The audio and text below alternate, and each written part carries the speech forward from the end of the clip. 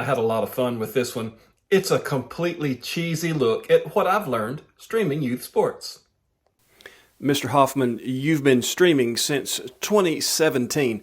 How did you get into this? The head baseball coach for our high school team was a member of our church at the time. He knew we were streaming our church services, so he asked if it would be possible to do the same for baseball. I pulled my Mevo out of the church, put my cell phone in my pocket, headed down to the field, and voila, we were streaming baseball. Since then, have you been able to stream any other sports? I've streamed football games for a couple of years now, and I'm streaming basketball this year. Do you have a favorite? Maybe because it's new, but basketball's the most fun to stream. Maybe because I do the public address for football and baseball when I stream, so basketball just lets me focus on the stream, and it's action-packed. So if I were to start doing what you do, what would you tell me would be most important in getting started? The first thing, the most important thing I would say is make sure of your connection. And honestly, I've had more success bringing my own. Asking the venue to provide a reliable upload speed has proven to be less than trustworthy. Now, I use a Verizon MiFi 8800, but there are folks using a Netgear Nighthawk and they swear by them. The limitation I have found in the 8800 is when I use it as a router. Now, as an internet connection, it consistently performs. Running speed tests, it shows to always give a higher upload speed than either my iPhone or my iPad, even though they're sitting right next to each other. But when I ask it to handle traffic between my cameras and my control device, it balks after 2 cameras. There are consistent ways to get 3 cameras working well, like Mevo Access Point, which I made a video about a short time ago. We'll try to put a link for y'all in the description. Or like plugging your connection source into a big boy router and letting it handle the local traffic while the MiFi type device handles the send out, the upload.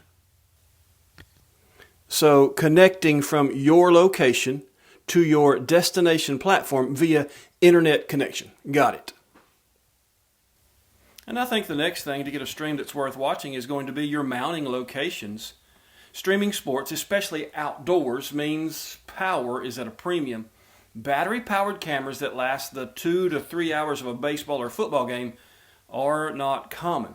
Now, if you're setting up a single camera, you can likely supplement the battery with an external pack. But if you're setting up a multi-camera stream, you need to multiply this by the number of your cameras. Considering placement of those cameras, get to the closest, safest place you can. Your audience, your moms and dads, your grandparents, they're going to want to see the number of their baby on that jersey.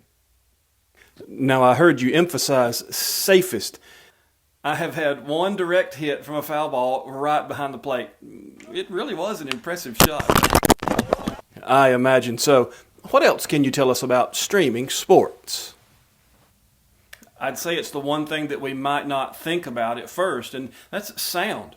When streaming sports, I want to start by asking the question, will there be a voice added to this stream? Is anyone going to be giving play-by-play? Will there be between inning updates? Are we going to be talking over the timeouts? And if so, I'm going to need to set up a lapel mic. Now, my favorite at the time is the Hollyland Lark. It has a 2 transmitter, 2 microphone, 1 receiver setup with a lower latency and longer battery life than the first gen Rode Wireless Go. Whether I'm adding a voice to the stream or not, I try to frame crowd noises, crowd sounds, the best way I can. I want to minimize any mouthy spectators and get good sound from the field or the court. A good overall crowd roar when they cheer is great, but yelling at the umpires, referees, coaches, that's not. And this requires a mic